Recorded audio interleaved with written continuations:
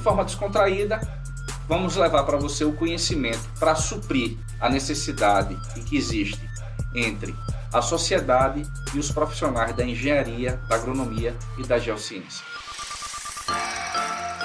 E aí, quer construir? Fala, meus nobres, Luiz Diego gravando mais um podcast aí, Quer Construir, hoje com minha amiga Priscila Cunha, diretamente lá de Cuiabá, Mato Grosso, mas ela tá de férias e tá lá com a família em Minas Gerais. Agradeço de coração, Priscila, e peço só um minutinho e pedir para você, meu amigo e minha amiga, ainda não é inscrito, se inscreve no nosso canal, dá essa moral pra gente, o YouTube só reconhece se você se inscrever, dá o like, comenta e, pessoal, esse pixinho que tá aparecendo aqui na lateral deixa eu botar aqui, tá aqui na lateral, esse Pix não é por acaso. Você abre o seu aplicativo do banco e dá essa moralzinha pra gente aí. Coloque sua contribuição pra gente, que a gente vai agradecer bastante. André chega a ficar feliz ali, que cai na continha dele ali, pra ele ficar numa alegria. Priscila, minha querida, satisfação em tê-la aqui. Muito obrigado. Priscila é engenheira agrônoma lá de Cuiabá. Se apresente para quem não te conhece, Priscila. Bom, primeiro, obrigada pelo convite, Luiz. É um prazer estar aqui hoje com você. A gente vai falar de um tema o qual eu sou extremamente apaixonada e muitas vezes é um tema pouco falado, tá? Então, obrigada pela oportunidade de estar aqui hoje. Eu sou engenheira agrônoma, mestre em fitotecnia pela Universidade Federal de Viçosa. Eu fiz a minha trajetória, minha carreira profissional, a maior parte voltada pelo setor comercial do agro, tá? Hoje atuo como gerente regional do grupo Agroceres, na Santa Helena Sementes, na qual eu sou responsável pelo time, né, de 12 representantes comerciais no estado do Mato Grosso e Rondônia. Maravilha. Ô Priscila, eu gosto sempre de fazer essa pergunta para os nossos convidados aqui, de como é que surgiu essa paixão pela engenharia, né? E geralmente a mulher não tem essa gana de fazer engenharia, né? Cada vez mais a gente vê menos mulheres na engenharia e a gente sempre vem batendo nessa tecla para poder fortalecer tanto os homens também, que está bem escasso também, para a área de tecnologia. Eu estava até conversando com uma professora hoje, lá do Rio, do Rio de Janeiro, e ela estava me comentando que a escassez de alunos, e não diferente de alunas também, que não, parece que não se atraem, né, através do colégio, para a área tecnológica, a área de engenharia. Como é que surgiu essa paixão na área da tecnologia para você? Ótimo, Luiz. Especificamente pela área do agro, né, a engenharia agronômica, a minha paixão começou logo cedo. Eu sempre tive contato com o meio rural.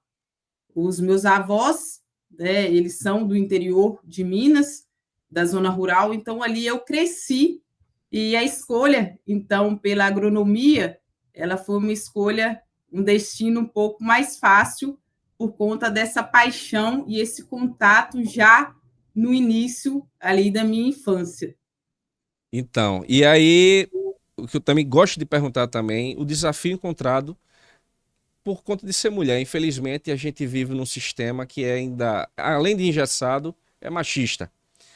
Deve ter tido, algumas colegas profissionais falam que não teve tanto esse embate, esse preconceito, mas também existe algumas que tiveram esse problema.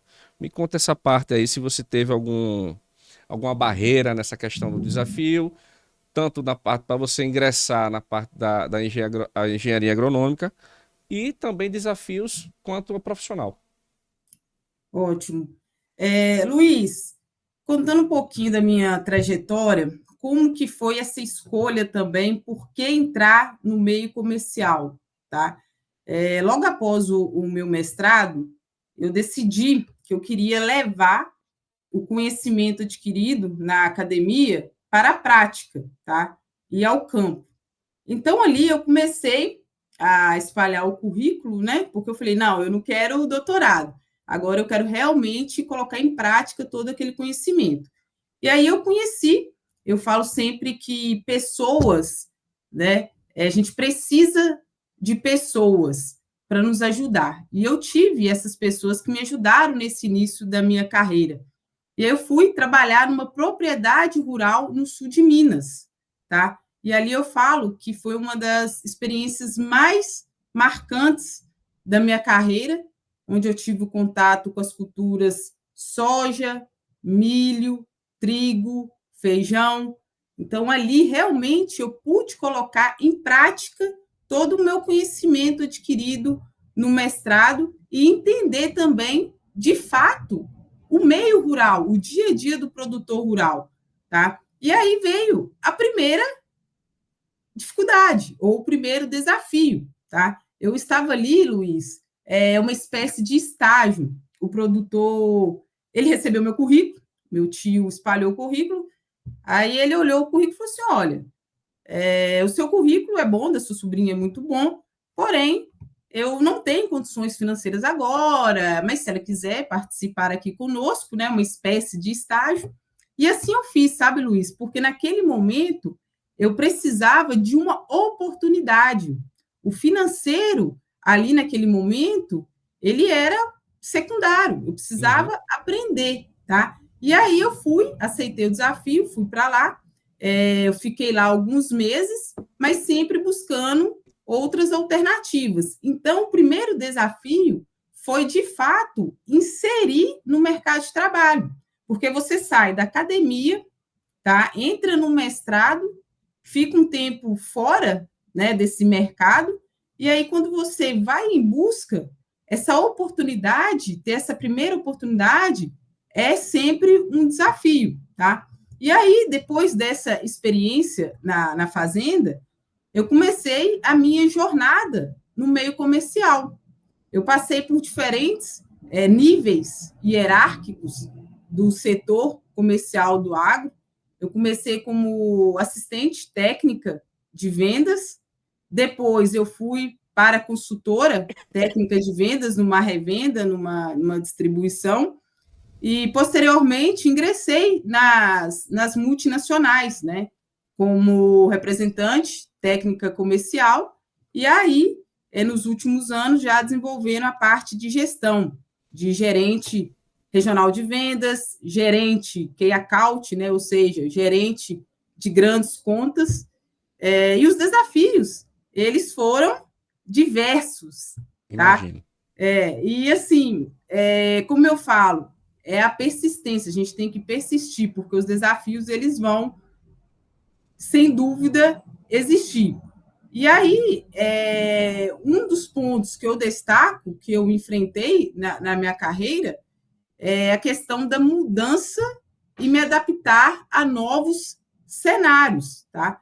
A minha primeira grande mudança foi, então, sair da fazenda ali e para ingressar no setor comercial. Então, foi um novo mundo aquele momento e uma dinâmica completamente diferente. E depois, o outro desafio em relação à questão de adaptação às mudanças quando eu me tornei um representante comercial, tá, na multinacional. Eu saí de uma pequena empresa, né, uma empresa familiar, e aí eu fui para um ambiente corporativo maior, tá, com processos diferentes e um novo perfil de clientes. E, além disso, dessa questão de adaptação às mudanças, né, de perfis de empresa, também precisei me adaptar ao atendimento. Por quê? São públicos diferentes, né? Primeiro, trabalhando em fazenda, é um tipo de público. Segundo, trabalhando numa empresa menor, que atendia pequenos e médios produtores. E depois, grandes agricultores, pecuaristas, cooperativas, distribuição, grandes contas. Então, o que exigiu para mim uma abordagem estratégica diferente, tá? Mas eu acredito que todos esses desafios, eles foram essenciais para a minha evolução e para a minha chegada até aqui, tá? Foi o que me trouxe até aqui, superando esses desafios. Maravilha. História bonita. Priscila, vamos lá. O que eu fico brincando aqui com o pessoal que participa aqui, que a gente, quanto engenheiros, nós somos péssimos vendedores da nossa imagem, né? Priscila também, para quem não conhece. Deixa aqui seu arroba, Priscila, que eu vou botar aqui na nossa entrelinhas aqui. Para quem quiser seguir Priscila, por favor, Priscila, qual é o seu arroba? É Pris Torres Agro. Pris Pronto. _ Torres Agro. Priscila também joga conteúdo lá também sobre a parte de Isso. agronegócio. Eu Ela... compartilho tanto no LinkedIn, tá? Vários insights sobre a área comercial do agro, um pouco sobre liderança também, alta performance.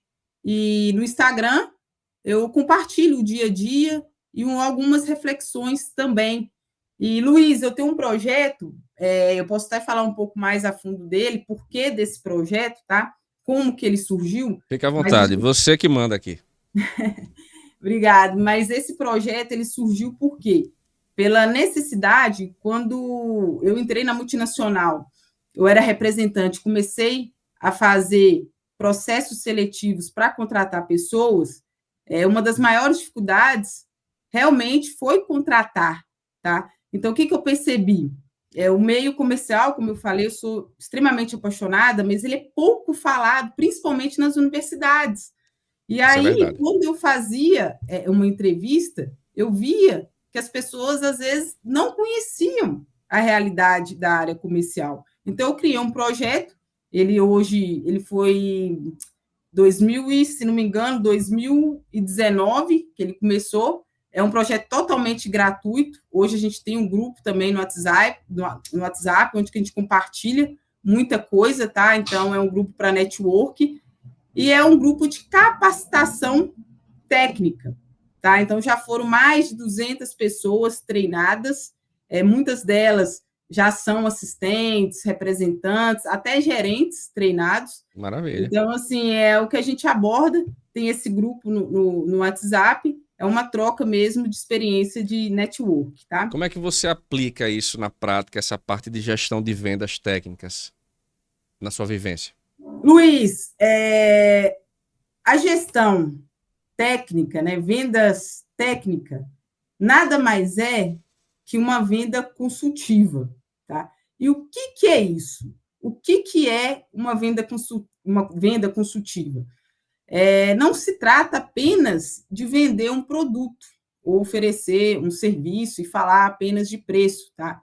Mas, de fato, agregar valor no negócio do cliente, oferecendo soluções, né, alinhadas com a necessidade de cada cliente. Isso é venda consultiva. Você realmente se importar com o negócio do seu cliente. E, na prática, isso exige alguns pilares fundamentais. Eu gosto sempre de pontuar esses 3 pilares, tá? O primeiro, importantíssimo, que é o conhecimento técnico do portfólio, ou seja, conhecer o produto que você está ali vendendo, que você está oferecendo. Então, o domínio do conhecimento técnico, entender as características e os diferenciais daquele produto. A compreensão do mercado é o segundo pilar das vendas técnicas ou vendas consultivas, ou seja, é acompanhar o mercado, as principais tendências, desafios e oportunidades do setor. E, por fim, o último pilar da venda consultiva, que eu acredito, é o relacionamento. Tá? E o relacionamento é você identificar as necessidades de cada cliente para você entregar um atendimento personalizado. Tá? E a aplicação no dia a dia, ela acontece na conexão com o seu cliente. Você está ali no campo, no dia a dia, fazendo a abordagem, e o primeiro passo é saber ouvir. É saber ouvir para você poder entregar, né, o que o cliente espera, resolver problemas. Tá? Isso é a base da gestão de vendas consultivas. E, a partir daí, você consegue propor uma solução personalizada. Tá? E quando a gente consegue resolver um problema para o cliente, você consegue fidelizar esse cliente, agregar valor para ele. Isso é venda consultiva, não apenas chegar no agricultor, fazer uma visita e oferecer um produto e falar de preço. Não, é saber ouvir, entender a realidade dele, fazer um atendimento personalizado, agregar valor para fidelizar o cliente. Vender material bom é fácil, mas aí você vende e você não fideliza. É isso que eu também. Eu tenho uma loja aqui em Aracaju e eu sempre falo pro pessoal que vai vender. Eu falo, aí, a venda ela é super importante, só que o cliente é mais importante do que a venda. Porque hoje o cliente pode até não comprar essa xícara, mas amanhã ele volta e compra essa mesa, compra a xícara, compra o iPad aqui, compra tudo. Então, é interessante você fidelizar o cliente, mostrando para ele que você tem um conhecimento técnico, mostrando para ele que você está sabendo o que você está oferecendo para ele. Então, pelo que você está dizendo aí, você capacita esse pessoal, o pessoal não chegar de qualquer jeito no seu cliente, não é isso? Isso. E uma empresa, Luiz, quando ela é uma empresa voltada para vendas, ela tem que ser voltada para o cliente, tá? O cliente ele tem que ser o foco. E hoje, no mercado que a gente está, um mercado extremamente competitivo, qual que é o diferencial? O diferencial é justamente você ter um atendimento diferenciado, levar algo a mais.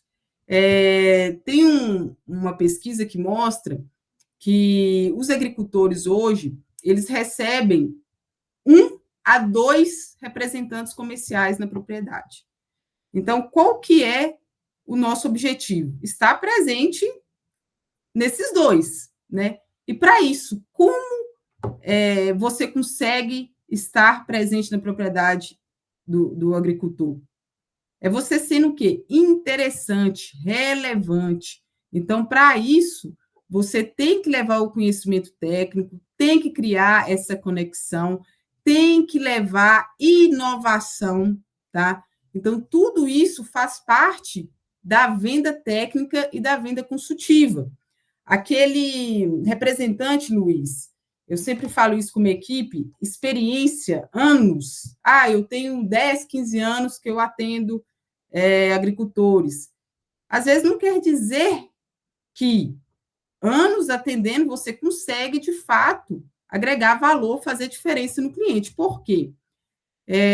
Aquele vendedor antigo que ia na propriedade apenas tirar o pedido e depois pós-venda, relacionamento, tudo aquilo ali ele deixava de lado, esse profissional, não sou a Priscila aqui, não sou eu, Priscila, que está dizendo, é o mercado que diz isso. Ele está fora do mercado, tá? Então, ele tem que aprender hoje a fazer essa venda consultiva. Ô, Priscila, a sua estratégia, né, para poder você desenvolver um mercado, né, de trabalho, porque a gente sabe, como você falou, é um nicho específico, que é agronegócio, mas você tem que pontuar a sua estratégia, né, de vendas, né, porque você chegar a soltar os seus representantes com conhecimento técnico de qualquer jeito. Como é que você traça essa questão estratégica aí para vocês? Tá, para poder desenvolver um mercado, principalmente novos mercados de forma eficaz, Luiz, é fundamental conhecer o setor, tá? Profundamente o setor e adaptar as estratégias ao perfil, como eu falei, de cada cliente, tá? Então, entre as principais estratégias que eu utilizo são, primeiro, a segmentação do cliente. Então, é você pegar a carteira, né, de clientes e fazer essa segmentação de acordo com o perfil. Então, entender os diferentes perfis de clientes e criar estratégicas direcionadas para cada um é extremamente fundamental para poder ser mais assertivo, tá? Segundo, foco no relacionamento, construir essa base sólida de clientes, estabelecendo uma relação mesmo de confiança, é uma construção. Eu sempre falo, Luiz, que venda ela é uma construção, é dia após dia, tá? Ela não é feita de um dia para o outro, é uma construção. E para vender, tem que ter confiança. O seu cliente ele só vai comprar de você se tiver confiança. E isso é uma construção. É você, de fato, criar uma conexão genuína, tá, com o seu cliente. E aí vem a demonstração técnica, né, que é mostrar na prática como o seu produto ele vai ser benéfico, o que ele vai resolver ali para o seu cliente, e, por fim, as parcerias estratégicas. Então, quando você quer desenvolver o mercado, não podemos esquecer dos parceiros estratégicos. Trabalhar lado a lado com distribuidores, revendas, se for um mercado para venda direta, né? Então, você tem que construir uma parceria com consultores, com pessoas influentes da região. E o segredo, então, é unir o conhecimento técnico às estratégias comerciais para criar, de fato, essa conexão com os clientes, construir essa confiança e poder acessar um mercado. Alguns anos atrás, teve uma entrevista que Bill Gates deu para uma repórter americana, que ela perguntou para ele, se você tem conhecimento disso aí, tem muitos anos isso aí, ficou até famoso os recortes na internet. Qual o segredo de ficar rico? Que nem ele ficou. Aí ele falou bem assim, do nada ele puxou assim um cheque, coloque o valor que você quer aí para você. Aí ela se sentiu ofendida naquele instante, né? Porque ela achou que era uma coisa séria. E aí ele falou, pode botar o cheque aí, eu vou assinar e botar nominal a você. Aí ela, não, isso é uma ofensa, papapá, papapá. Aí ela voltou a perguntar de novo. A resposta estava aí. A oportunidade que eu lhe dei de você ser a repórter mais rica do mundo, você não quis. Eu vejo em cada instante uma oportunidade de negócio. Como é que você vê essa questão num mercado tão competitivo, uma oportunidade promissora de negócio? Luiz, eu tenho uma frase, né, que eu sempre levo também para o time, que é o seguinte: enquanto alguns choram, né, outros vendem lenço. Ou seja, as oportunidades, elas estão sempre surgindo, mesmo em cenários desafiadores, tá? E aí você tem algumas diretrizes para entender essas oportunidades. E quais são elas? Monitoramento do mercado e das tendências, né? Ou seja, acompanhar o comportamento do mercado para entender onde estão, de fato, essas oportunidades. Por exemplo, hoje eu trabalho com semente, venda de semente de milho e sorgo. Então, às vezes, por questões climáticas, políticas e outros fatores, determinado momento, o milho ele não está com uma boa rentabilidade, né, para o agricultor. Então, a venda de semente ela está menor. Então, ou seja, o sorgo ali pode ser uma alternativa viável. Então, eu tenho que estar atenta a essas tendências de mercado, tá? Análise de dados, a gente tem que mensurar. Eu sempre falo, tudo que você quer melhorar, você tem que analisar, tá? E aí, muitas vezes, como que você faz isso? É justamente acompanhando o campo, tá? Ali você vai fazer todo o seu mapeamento, né? Fazer as planilhas, tudo ali, mas você também tem que ter esse feeling do campo, porque os agricultores, eles também nos dizem muita coisa, tá? Então, essa escuta ativa com o cliente, essa presença no campo, ela também é fundamental para estar identificando as oportunidades, ok? Porque muitas vezes os próprios clientes, eles indicam onde há uma demanda, que às vezes a gente está pensando, né, uma outra estratégia, mas o mercado está acompanhando uma outra tendência. Então, esse monitoramento, fazer essas análises de dados, mensurar e sim conversar, estar ali no campo presente para poder identificar as oportunidades que, mesmo em anos difíceis, elas não param de surgir, Luiz. É verdade. Eu não acredito muito nos números que saltaram agora, salvo engano, acho que foi até hoje que eu li, do IBGE, que falou que o PIB subiu não sei quantos por cento. Eu não acredito mais em IBGE, desculpe. Eu não sei se quando é verdade, quando é mentira, porque toda hora salta uma... A gente não sabe mais o que é verdade, o que é mentira na internet. Então, você que está vivenciando, não está nem na nossa pauta aqui. Como é que está essa questão do agro? Justamente nessa região onde você trabalha, né? Que é o coração do Brasil, nessa questão do agro. Como é que está isso aí? Esse número do PIB que saiu agora, procede? Como é que está a questão aí dos plantios, das colheitas? Como é que estão isso aí? Tá. Luiz, a gente sabe que realmente o agro ele tem uma parcela grande, né, ele é responsável realmente por uma fatia grande do PIB do Brasil, mas alguns fatores, o agro é uma empresa a céu aberto, então alguns fatores impactam diretamente, tá, o número do agronegócio. Então, por exemplo, Mato Grosso a gente teve no início da safra, quando a gente fala safra de soja, né, safra 24, 25, um início um pouquinho tardio, né? Algumas regiões atrasou o plantio de soja porque o clima, tá? Demorou a começar a chuva e aí quando começou, ok, estabilizou, nós tivemos aí vários períodos de muita chuva, tá? Então, o que dificultou algumas regiões agora a colheita da soja, o que vai impactando na safrinha do milho. Então, por exemplo, hoje a gente está dia 7 de março, historicamente, esse período, 100% da área do Mato Grosso já estaria com a safrinha implementada. Tá? E hoje não, hoje um pouco mais de 90% do estado finalizou o plantio do milho safrinha, agora já migrando aí algumas áreas para sorgo. Então, assim, o que isso impacta? A questão da precificação do grão. Tá? Então, por quê? Porque eles fazem uma projeção, né? Então, ter uma redução de área de produção, uma maior oferta, aí vem a questões de crises, né, mundiais que a gente tem observado, tudo isso interfere, né, porque a gente está falando de commodities. Então, o dólar interfere, então é uma balança que está sempre em desequilíbrio, tá?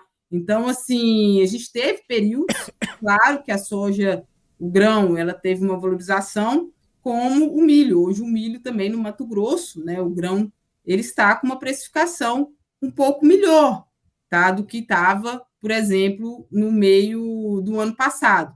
Então, realmente, tudo isso interfere, a questão da exportação, as parcerias, né, quando a China, às vezes, ela breca ali os Estados Unidos, é uma oportunidade para o Brasil poder exportar mais. Então, tudo isso interfere realmente na questão do PIB, tá? E, de fato, o agronegócio é um setor muito relevante para o nosso país, muito importante, é um setor aí que diversos períodos realmente, no grosso modo aí, carregou o Brasil nas costas, né?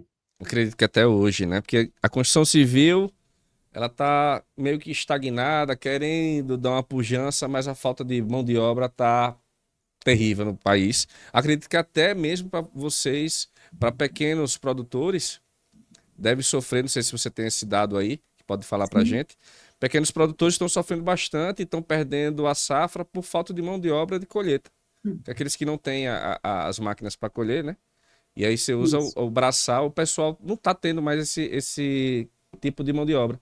Procede essa informação? Procede, é uma realidade não só do pequeno agricultor, mas é geral, é uma reclamação que a gente escuta muito no campo, a questão da mão de obra, escassez de mão de obra, principalmente a mão de obra qualificada, tá?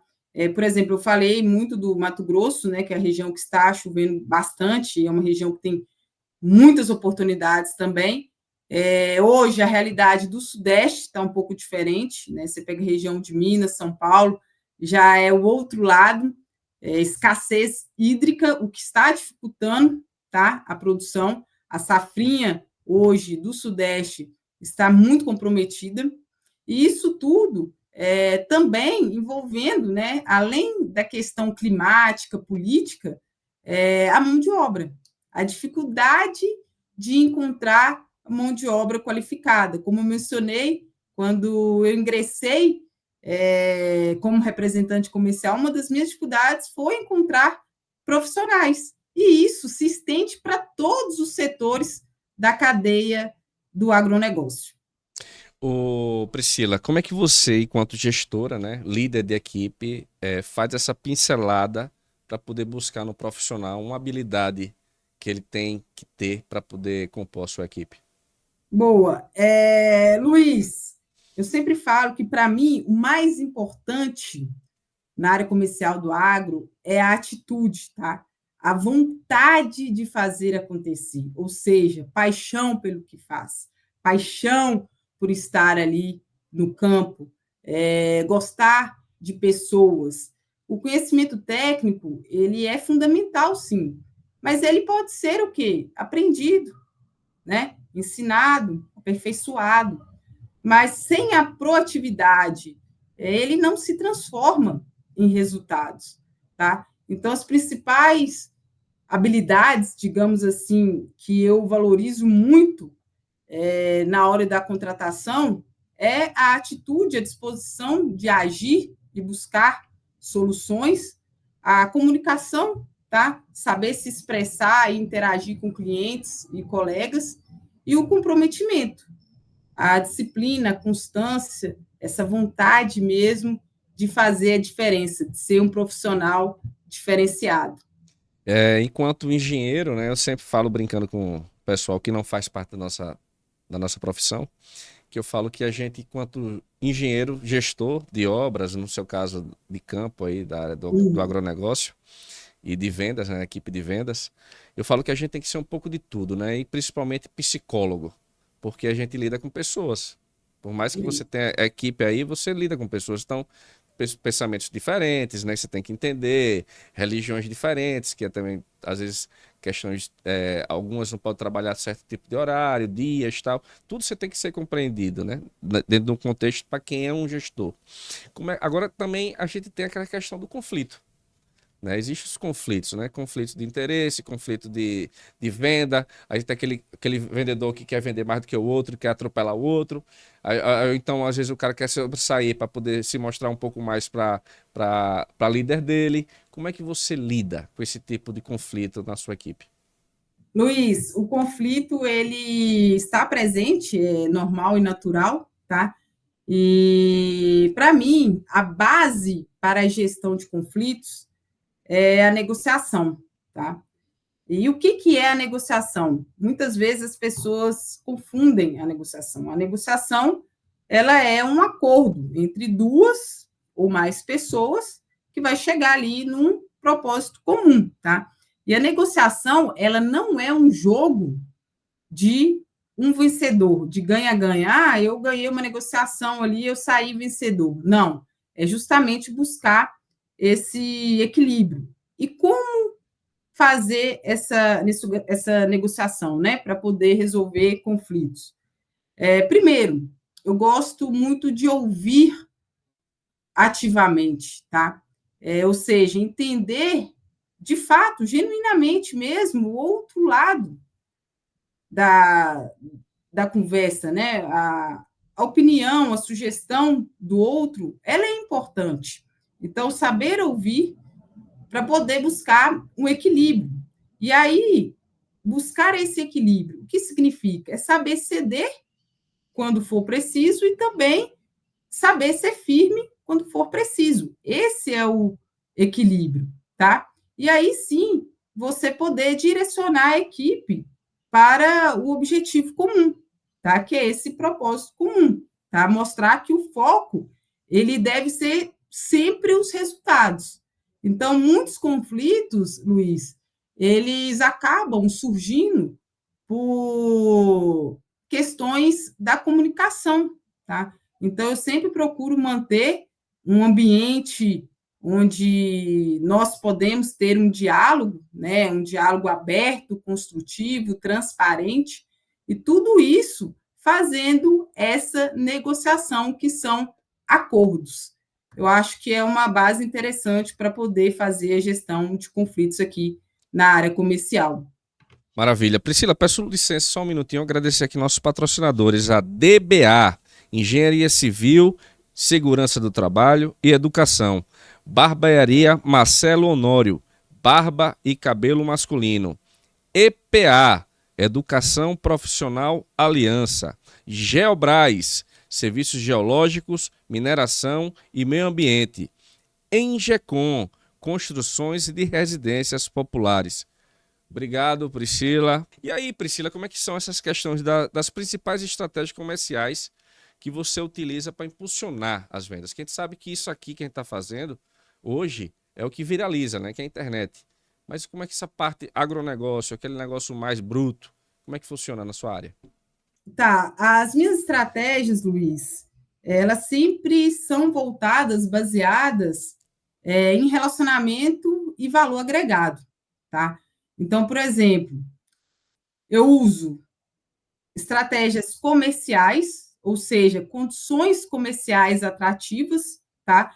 Que ali você tem, talvez, um primeiro impacto para atrair clientes que talvez não conheçam o seu produto, a sua marca, tá? E ali, depois dessa condição comercial atrativa, eu também uso, por exemplo, assistência técnica contínua no campo para poder criar esse vínculo com o cliente e fortalecer a confiança, né? Como eu comentei, não existe venda sem confiança. Campanhas de incentivo, brinquei aqui agora, só um minutinho que o celular. Como eu brinquei, eu te conheci numa viagem, né, dentro do avião, indo justamente para receber uma premiação devido a uma campanha de incentivo, tá? Então, eu também utilizo muito isso para a minha equipe e também para a equipe dos nossos parceiros, ou seja, para vendedores e consultores de revendas e distribuição. É uma outra forma que eu vejo que tem muito resultado de forma estratégica, né? Fazer todo um planejamento de forma estratégica, pensando em atingir, em alcançar os objetivos. Além disso, Luiz, uma coisa que eu gosto muito, e aí é onde que a gente consegue também flutuar por outros setores da companhia, são os eventos técnicos, né? Ou seja, os dias de campo, tour, palestras técnicas, tudo isso é para proporcionar conhecimento, não só para a minha equipe, né, a capacitação do meu time comercial, mas também dos parceiros e também levar esse conhecimento para os nossos clientes. Então, com a ajuda, muitas vezes, do marketing, a gente consegue fazer grandes eventos e agregar valor nos nossos negócios, tá? Então, mais uma vez, mais que vender um produto, eu sempre gosto de passar a imagem que a gente vende um serviço e uma solução, tá? Isso tudo faz diferença para a fidelização mesmo do cliente, e aí vem margem, né? Lucro bruto, tudo isso pautado devido a essas ações estratégicas que a gente faz para poder levar o diferencial, não ser mais uma empresa, mas ser A empresa, isso né? exatamente a empresa, você ser referência. Então, são esses pilares que eu acredito que a gente constrói toda uma cadeia para ser essa referência. Pegando aí o gancho do que você falou, para se manter atualizada nas tendências de inovações, a empresa sempre faz treinamento e tal. O pessoal acha que depois que a gente se forma, a gente para de estudar, né? Eu fico brincando Engano. que se brincar, o engenheiro estuda mais do que o próprio advogado que tem que estar toda hora lendo, que toda hora está mudando as leis. Só que as leis dele mudam uma vez a cada ano e a engenharia ela muda diariamente. Então, Exatamente. aí o cara fica pensando, não, engenheiro agrônomo, né? Não, semente. O cara vai inventar o que da semente? Não sabe que ali tem um estudo para poder a semente se desenvolver um pouco mais forte, que combata as pragas. Me corrija se eu estiver errado, que eu não entendo muito. Mas que consiga sobreviver a uma certa temperatura, aquela plantação, né? Os intempéries de chuva. Acredito eu que o pessoal faz esse tipo de estudo. E você, estando se atualizando, a empresa que você hoje está participando, se atualizando no mercado, você vai virar a referência e vai ser o diferencial do produto que você vai vender. Como é que funciona para você a questão da implantação dessas novas tecnologias e qual foi a tecnologia assim, que mais impactou? Quando você chegou para um cliente e o cara ficou surpreso. Nossa senhora, sério? Isso aqui, esse produto tem isso aqui que você pode contar para a gente? Tá. Luiz, o mercado do agro, ele é muito dinâmico, tá? Um ano, ele é sempre diferente do outro. E esse aprendizado contínuo, ele tem que fazer parte do dia a dia de qualquer profissional do comercial do agro, tá? Justamente buscando, né, como eu falei ali no princípio, conhecer as tendências, sempre estar atualizado, por quê? Por exemplo, hoje, os tomadores de decisões não são os mesmos de 10 a 20 anos atrás. Então, a nossa abordagem também ela tem que mudar. Eu não posso abordar, fazer o que eu fazia há 10, 20 anos hoje, entendeu? Então, eu tenho que acompanhar essas tendências do mercado, tá?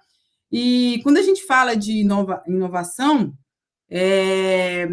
eu participei, trabalhei em multinacionais, né, com diversos produtos para entregar tecnologia, né? Então, por exemplo, uma das empresas que eu trabalhei, a gente trabalhou com uma tecnologia, tá? Uma implantação de tecnologia da soja para controle de lagartas e também controle de plantas daninhas. E o que isso interfere em toda a cadeia produtiva? Um menor uso de produtos químicos e também variedades de soja mais produtiva, tá? Então, assim, sempre o agro, ele busca essas inovações. Outro ponto, trabalhei numa multinacional também com nutrição foliar, com fertilizantes, sempre buscando o quê? A máxima eficiência.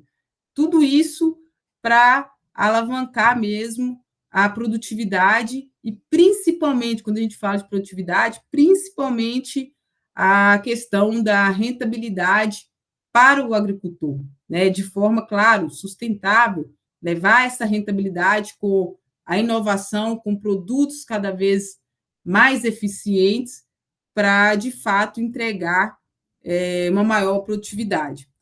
Outro ponto também, né, de algumas iniciativas de inovação, que eu gosto sempre de trazer, são ações focadas nessa conexão com o cliente.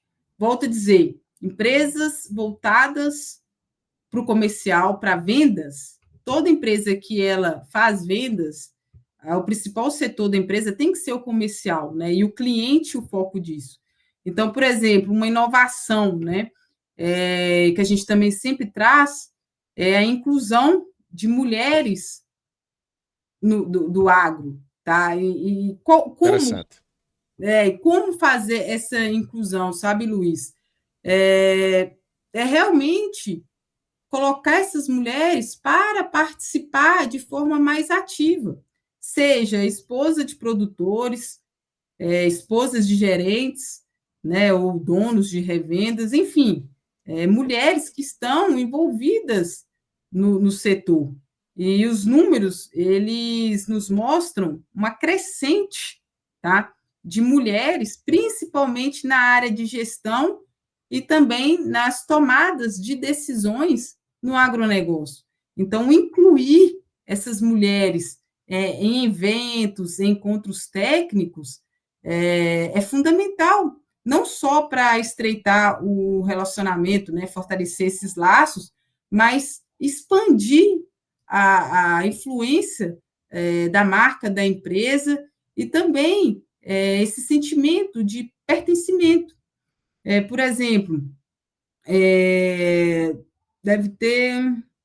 Foi início de fevereiro, se não me engano, nós fizemos uma campanha para levar mulheres para a pescaria, né? Então, a gente reuniu um grupo de mulheres, tá? Esposa de agricultores, esposa de gerentes parceiros, e nós fomos uma pescaria só de mulheres, e assim, o resultado, Luiz, foi incrível, sabe? Você vê a satisfação, as mulheres, nossa, a gente nunca participou de um evento desse, sempre são os homens, né, que são convidados. Então, algo assim simples, que gera um engajamento legal, tá?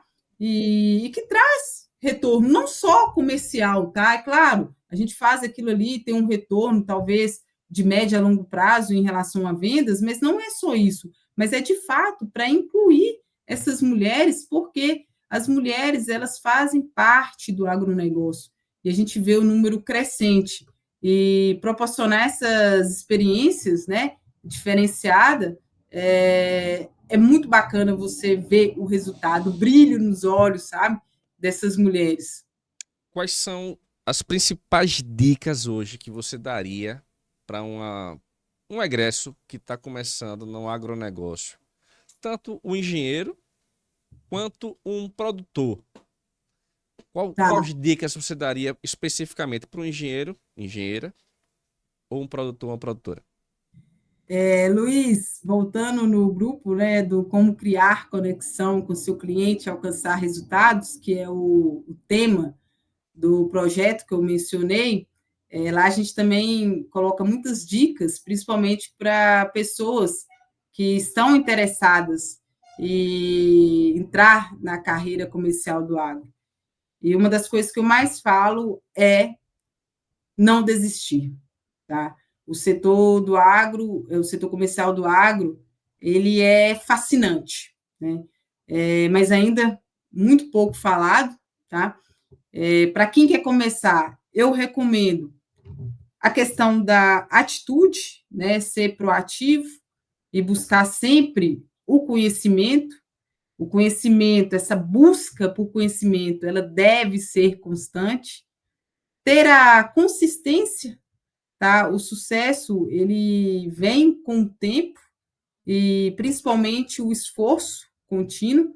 Isso vale para o agricultor. O agricultor, eu falo que é um profissional, uma área que as pessoas elas são muito resilientes, né, e persistentes, porque cada safra ela é diferente da outra. Então, por exemplo, uma safra que não foi tão boa, o agricultor ele já está pensando na próxima. Ele não pode, não foi legal, vou parar, vou desistir. Não. Então, isso vale tanto para profissionais como os agricultores, né? Peguem de exemplo os agricultores e façam um network. O relacionamento, ele abre portas que, às vezes, sozinho você não conseguiria, tá?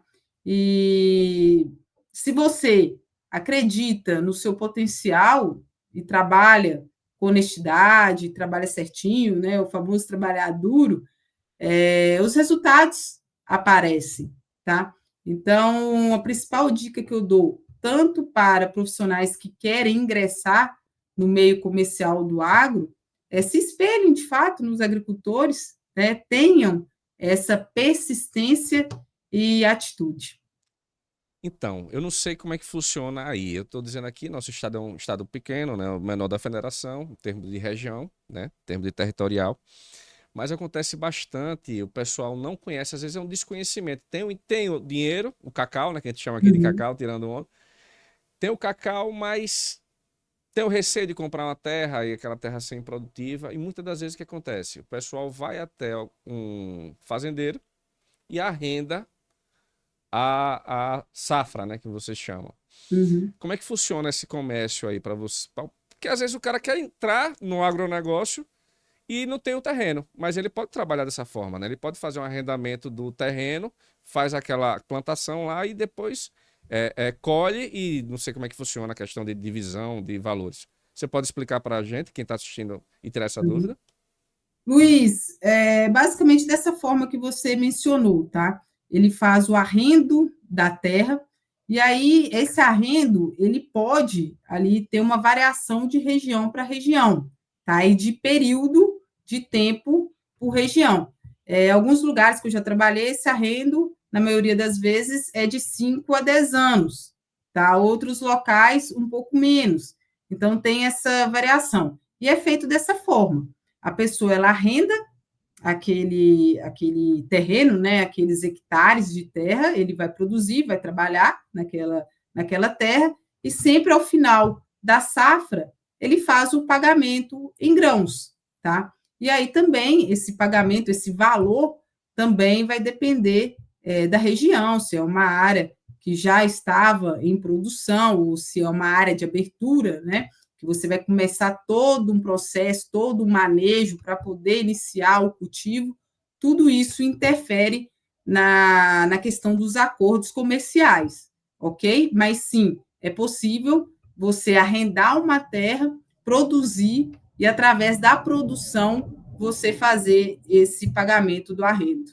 Ô, Priscila, desculpa estar perguntando aqui, não está nada no script aqui da gente, mas tirar até dúvida minha, né? A gente sabe que tem um seguro que o governo federal ele subsidia, né? Para o agricultor. Não sei se me corrija se eu estiver errado. Que é um seguro tipo de plantio, né? Tipo de safra. Se você não conseguir X% de lucro, eu não sei como é que funciona isso aí. Uma vez um amigo meu tentou me explicar, eu não entendo dessa parte e também não tenho dinheiro. Se eu tivesse dinheiro para poder investir, eu entenderia mais. Mas quem está assistindo a gente aqui pode ser interessante para quem está assistindo a gente. Como é que funciona essa questão do subsídio que o governo faz com a questão dos grãos? Né, com plantio, não sei como é que funciona, se tem um seguro de plantio, como é que funciona isso? Luiz, em relação ao governo, eu não tenho tanto conhecimento como que funciona, tá? Geralmente, os produtores, na maior parte, eles buscam alternativas do meio privado, tá?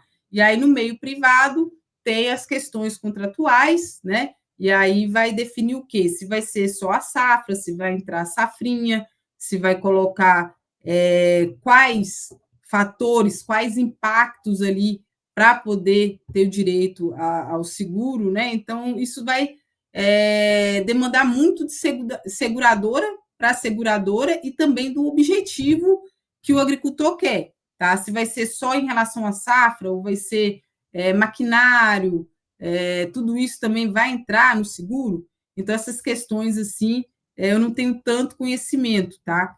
Principalmente quando fala também em relação ao governo do setor público. Certo, certo, tranquilo. É uma pegadinha, foi uma casca de banana. Ô Priscila, me diga aí, a questão, a pessoa hoje quer se tornar um líder de verdade. Porque o líder, ele não nasce, né? Ele se constrói, ele vai evoluindo enquanto pessoa e vira um líder. Que conselho alguém pode ter para poder ter esse start de virar um líder de uma equipe? Luiz, a base para se tornar um líder, principalmente um líder, digamos assim, que vai conduzir um time para alta performance, né? Porque o líder, o que é o líder hoje? O líder é a pessoa que está ali para orientar, tá, o seu time a conquistar os resultados. Então, se o time conquista os resultados, o líder ele vai conquistar também, junto ao seu time, os resultados, tá? E a base para tudo isso, eu acredito que é a humildade para poder aprender. Então, quando a gente fala do conhecimento constante, ter essa humildade realmente de buscar aprender, tá? E também a disciplina. Um líder, ele precisa ter a clareza dos objetivos. Então, ter essa disciplina e a persistência para alcançar os objetivos tem que ser muito claro, né? Ter essa visão, essa clareza dos objetivos.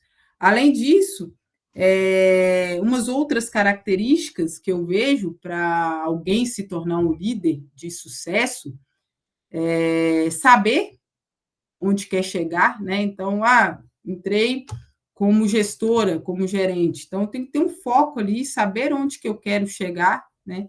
Ter uma comunicação bem clara, objetiva e um poder de persuasão também grande para poder influenciar. Eu falo que um dos pilares da liderança, Luiz, é ser o exemplo, tá? Então, você precisa passar confiança para o seu time. E como você passa uma confiança para o seu time? Através do exemplo. E como você faz isso? Passando o quê? Uma comunicação clara, uma comunicação transparente, né? Ter esse poder de persuasão também para poder influenciar as pessoas, para engajar todo um time, tá? e transmitir, de fato, o que realmente importa, o que a empresa espera de cada um da equipe para chegar naquele propósito, né? Uma palavra bem utilizada hoje, esse propósito é comum. E outro ponto que eu coloco também para um líder de sucesso é a questão comportamental da positividade e a entrega, a energia, né? Um time motivado, ele reflete a postura do líder. Então, se você é um líder que transmite energia, que está sempre motivado, o seu time também ele vai ter essa postura, né? E, como eu falei, acima disso tudo, nunca deixar de aprender. O desenvolvimento constante, ele é essencial para a liderança, tá, Luiz? Ô, Priscila, como é que funciona a questão de softwares para vocês na parte da engenharia agronômica? Você utiliza alguma coisa para poder demonstrar como é que funcionaria o tipo de material que vocês utilizam nas plantações? Ou é a base mesmo só de um script, de uma cartilha técnica que você leva para o Uhum. cliente? Como é que funciona para vocês aí? Não, a tecnologia, Luiz, ela está inserida no dia a dia do agronegócio, tá?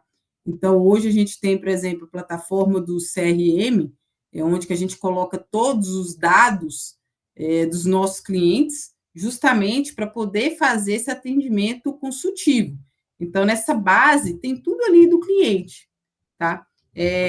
Tem quantos hectares, o que ele planta, manejo, todas as informações que a gente coleta no campo, ela é colocada dentro do sistema. E também, como eu falei, as análises. A gente tem que fazer o quê? Mensuração. A gente não consegue melhorar nada sem acompanhamento, sem medir.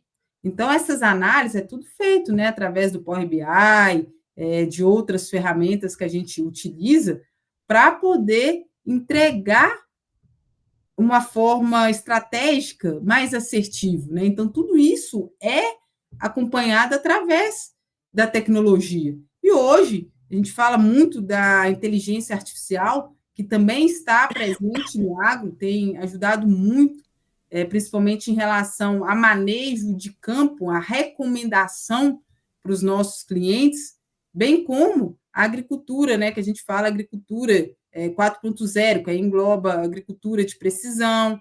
Hoje também os drones já fazem parte do nosso dia a dia. Então, assim, o agro ele está inserido com tecnologias, né? Então, a tecnologia é presente, sim, no dia a dia do agronegócio. Priscila, infelizmente tudo que é bom dura pouco. Passou uma hora ligeirinho. Foi rápido. Nossa senhora, estou deixando aqui o convite para o 2. Vamos Opa, bolar, tem vamos muita bolar, coisa, Luiz, para a gente vamos, conversar aí. vamos bolar aí o que é que vai ser para poder a gente entrar um pouco mais na parte técnica. Que a gente fez uma parte Isso. aqui, uma pincelada de uma introdução e vamos explorar seu conhecimento técnico, tanto na parte de gestão como na parte do agronegócio.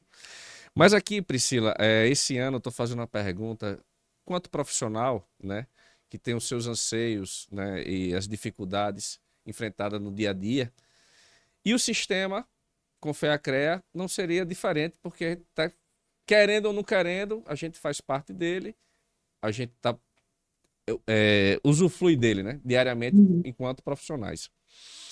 Hoje, se Priscila fosse presidente do CREA, vamos botar. Sua família mora em Minas, não é isso? Isso, Vamos botar isso. Minas, vamos usar Mato Grosso, não, que é o seu trabalho. Hoje, Priscila, presidente do CREA Minas Gerais, que é um país. Minas Gerais é um país dentro do Brasil. O que é que Priscila faria de diferente do que está sendo feito? Legal, boa pergunta, viu, Luiz? Eu acredito o seguinte, em anos bons, isso não só na área comercial, mas geral, né? Diversos fatores, aí falando já da engenharia. Quando a gente está no momento bom, em anos bons, tudo é mais fácil. Você mesmo comentou que vender quando está tudo certo, quando está tudo legal, é muito mais fácil. Então, o que eu faria, talvez, de diferente? Manter as pessoas, tá, de forma um pouco mais motivada, ou seja, tirar de cada um, principalmente de membros que está ali e de profissionais que está ali, o melhor, tá? E como fazer isso?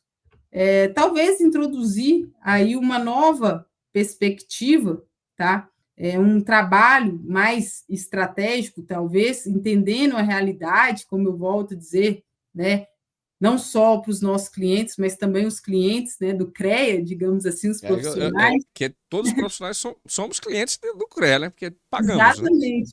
Então, talvez inserir um trabalho mais estratégico, mais personalizado, direcionado, para manter, né, esses profissionais motivados em anos difíceis, em anos desafiadores, tá? Então, para isso, talvez é preciso quebrar algumas barreiras e, principalmente, ganhar a confiança desses profissionais. Então, assim, o que eu faria talvez diferente é inserir mesmo esse espírito empreendedor, né? Porque o que eu vejo? Muitas vezes, Luiz, eu, por exemplo, eu sou CLT, mas o que eu levo comigo? Eu sou CLT, mas eu tenho uma visão empreendedora, e isso faz a diferença, tá? Não só para o meu time, mas para os meus resultados. Então, inserir isso no CREA, né, para profissionais de engenharia, mesmo os que são CLT, eu acredito que vai ser um diferencial para manter essa motivação mesmo em anos desafiadores. Que você mesmo, Luiz, melhor que eu, vai saber, né? Como que é a questão de empreender hoje no país. Não, Então, tem que manter esse espírito motivado, né? Essa garra, essa vontade, essa energia. É verdade. É o desafio diário e, tipo, não é reconhecido pela sociedade, né? Infelizmente. Infelizmente. Bom, Priscila, muitíssimo obrigado. E deixo aqui a sua consideração final para quem está assistindo a gente. Luiz, eu que agradeço, tá, a oportunidade. É muito bom estar aqui, podendo falar um pouquinho, primeiro, da minha trajetória profissional, falando do mercado comercial do agro, trazendo alguns pontos, tá? Para os ouvintes, eu deixo aqui uma mensagem, sempre uma mensagem positiva, para acreditar mesmo no seu potencial, não desistir. Se você tem um sonho, ou deseja crescer na carreira, tenha fé, né? Trabalhe com a honestidade, seja humilde, e o sucesso, ele realmente vem para quem faz acontecer, quem tem atitude. E agradeço, Luiz, mais uma vez a oportunidade de poder compartilhar, tá? Aqui um pouquinho o conteúdo, que realmente eu sou apaixonada, e espero ter inspirado muitos profissionais, não só do agro, mas de toda engenharia. Muito obrigado, viu? Quem agradece é a engenharia, né? E todos que estão assistindo a gente. Vamos deixar novamente aqui o seu arroba. Pris, _ Torres Agro. Tá. E quem quer participar desse canal que você falou aí, de conhecimento e dicas? Pode entrar ou no meu perfil do LinkedIn, que tem lá também o link do grupo do WhatsApp, ou no Instagram, tá? E é totalmente gratuito, tá, Luiz?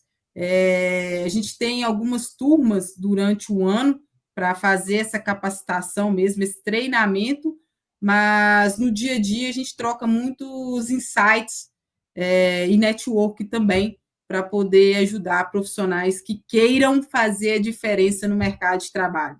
Maravilha. Muito obrigado, Priscila. E dizer para você, meu amigo e minha amiga, que está aqui até agora, depois de uma aula dessa sobre gestão e sobre agronegócio, não esquece o 3C. Curte, comenta e compartilha. E aí, quer construir?